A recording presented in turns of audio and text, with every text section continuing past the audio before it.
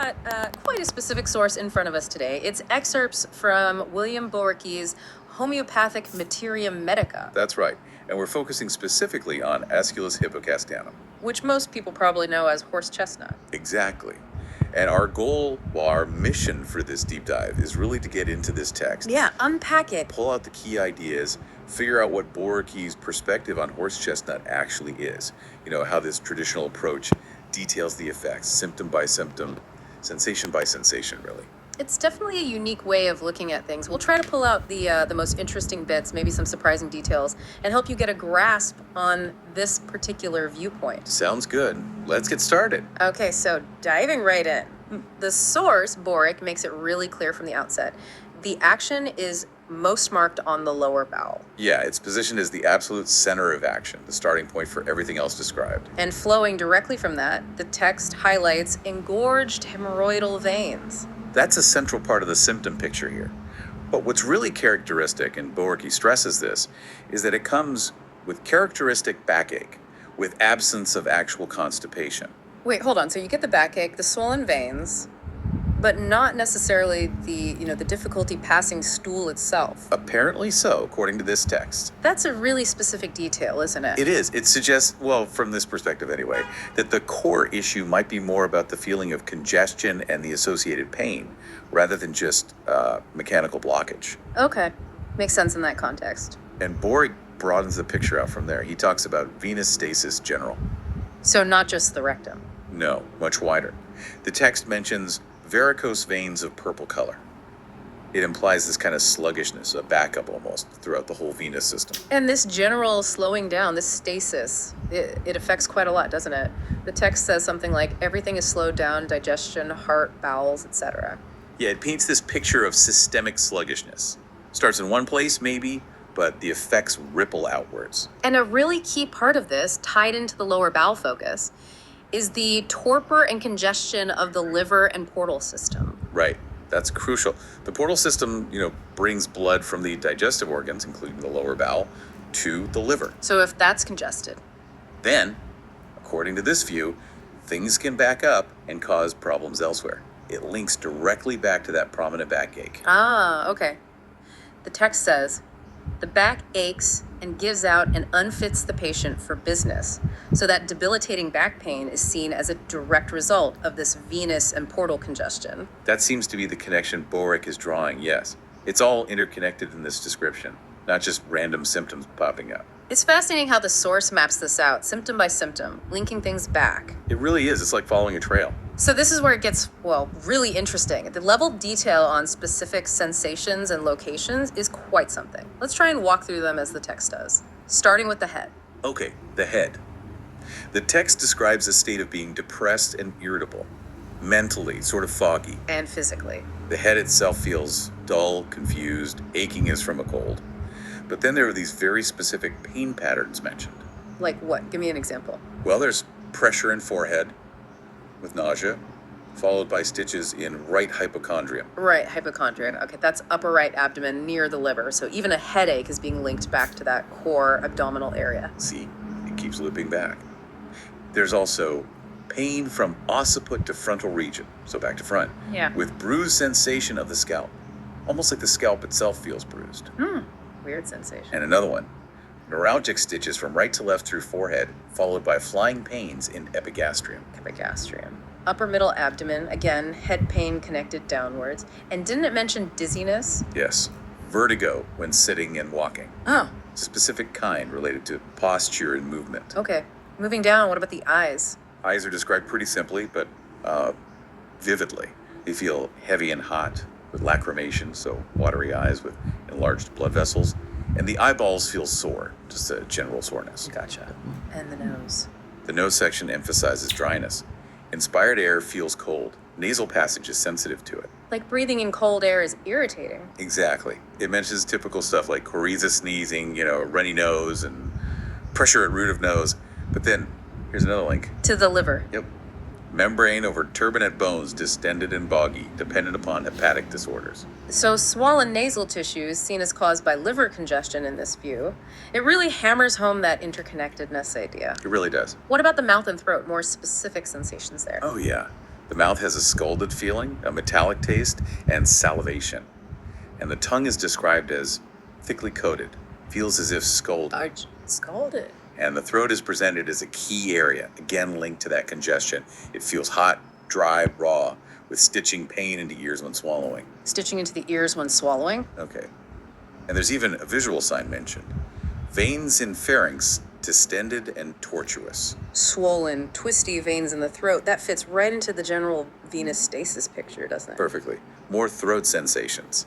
It's sensitive to inspired air, feels excoriated, like it's been scraped and constricted, burns like fire on swallowing in afternoon. Very specific timing again. And it mentions a particular type of person or condition. It mentions early stages of atrophic pharyngitis in dried up bilious subjects. Bilious subjects, that's an older term, often linked to liver or digestive types, right? Exactly, the liver connection again. And there's even a specific kind of mucus mentioned. Hawking of ropey mucus of Swedish taste. Rupee and Swedish. Boericke didn't miss much sensory detail. He certainly didn't. Okay, stomach and abdomen. What's going on there? A key sensation is this feeling of heaviness. Weight of a stone with gnawing, aching pain. Most manifest about 3 hours after meals. 3 hours after eating. Very precise. And there's tenderness and fullness in region of liver and dull aching in liver and epigastrium, that upper abdominal area again. Also, pain at umbilicus, the belly button jaundice, which points directly to the liver, and a throbbing in hypogastrium and pelvis, lower abdomen throbbing. All sounds very much centered on that abdominal congestion. It really does.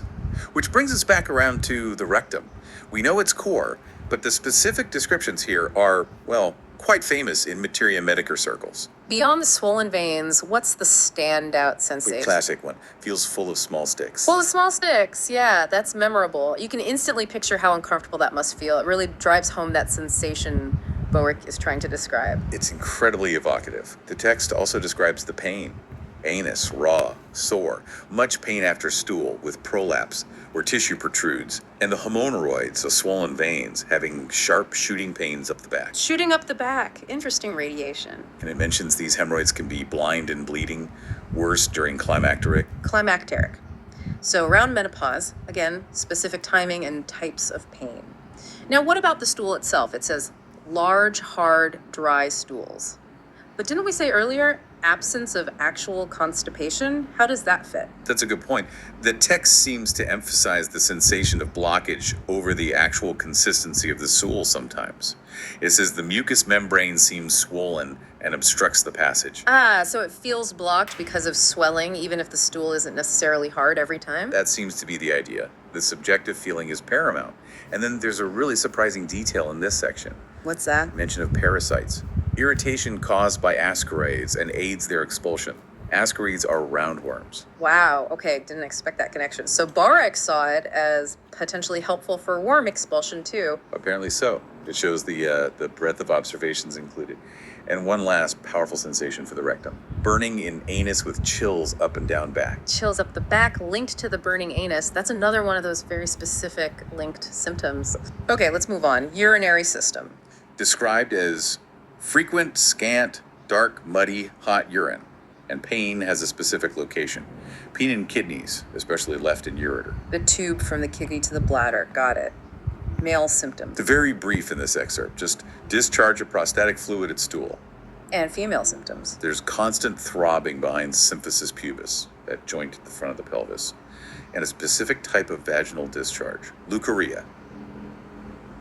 Dark yellow, sticky corroding, worse after menses. And is that linked to anything else? Yes, linked directly back to the back problems, Oh, with a lameness of back across the sacroiliac articulation. the SI joint, where the spine meets the pelvis. So discharge and specific low back pain connected. Okay, what about the chest and heart? Chest feels constricted. The heart's action is described as full and heavy, can feel pulsations all over, like you're very aware of your heartbeat everywhere. And any respiratory links? Yes, laryngitis, coughs depending on hepatic disorders. Coughs depending on the liver. Again, with the distant connections back to that central congestion. It's a constant theme. Also mentioned are a hot feeling in chest and pain around heart in hemorrhoidal subjects. So heart area pain, specifically noted in people with hemorrhoids. Everything really does seem to connect back to that core picture of congestion. What about the extremities, arms and legs? General Aching and soreness in limbs. More specifically, pain and left acromion process with shooting down arms, fingertips numb. The acromion is part of the shoulder blade. Okay. And feet and hands. Issues there seem linked to the stasis and the back problems. It mentions the backache affecting sacrum and hips. When walking, feet turn under. Feet turn under. That's a strange gait description. It is unusual. Also, soles feel sore, tired, and swell, and hands and feet swell and become red after washing, feel full. That swelling and redness after washing really paints a picture of poor circulation, doesn't it? It certainly evokes that image, yes. And finally, let's revisit the back specifically. It's clearly a major theme. Absolutely. The text mentions lameness in neck, aching between shoulder blades. Region of spine feels weak. Back and legs give out. And it reiterates that sacrum and hip pain is worse walking or stooping. This weakness and pain, especially in the low back and hips, giving way during activity, is heavily emphasized. It really ties the whole picture together with that debilitating back weakness And there's even a fever pattern described. associated with this whole state. Yes, often a chill at 4 p.m. And that specific sensation, chilliness up and down back, that we heard linked to the rectal symptoms. Right. The fever itself tends to be 7 to 12 p.m., evening fever, skin hot and dry, and the sweat, when it comes, is profuse and hot with the fever. So a very detailed pattern. Okay, so we have this huge list of symptoms and sensations. Does Boericke tell us what makes them generally worse or better, the modalities? Yes, things are generally worse in morning on awakening, and from any motion, walking, from moving bowels after eating, afternoon, standing. So worse in the morning, worse with movement, worse after eating or bowel movements, worse standing. A lot makes it worse. Seems so. And what makes things better? What does it say? Just one thing listed. Cool open air. Interesting. Relief from being in the cool, fresh air. So let's try and pull this all together. What's the big picture this deep dive into Boericke's Aesculus gives us? Well, it shows a view where this substance acts primarily on the venous system. It creates this state of congestion or stasis, sluggishness. Starting really strongly in the lower bowel and that portal system connecting to the liver. Exactly, leading directly to things like the engorged hemorrhoids and that really characteristic backache we talk so much about. And this sluggishness, this venous backup, it doesn't just stay there, does it? According to Boericke, it radiates outwards. Right, causing symptoms all over the body.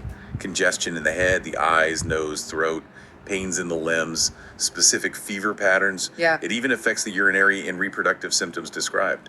And those recurring links, like the nose symptoms tied to the liver or chest pain in people with hemorrhoids, they really show how this materia medica sees the body as, well, deeply interconnected. Absolutely. With that venous sluggishness acting as a kind of central disturbance that ripples through many different areas. And those really specific, sometimes quite odd sensations like full of small sticks in the rectum or the feet turning under when walking. Those are the unique identifiers.